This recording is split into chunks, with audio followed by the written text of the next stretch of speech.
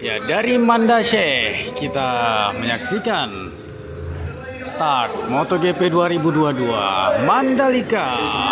Wih, ini suasana start.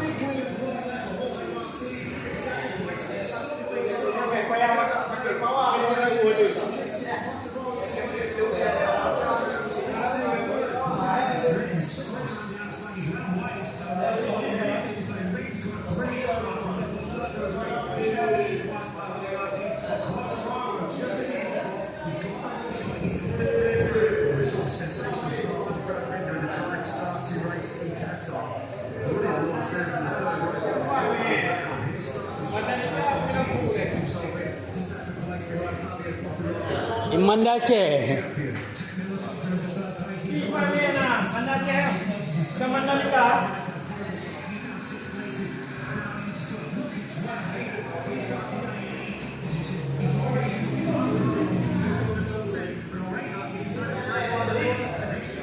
Really aggressive as they've been already, as he had to be to end the talk. The next three happened to him, and then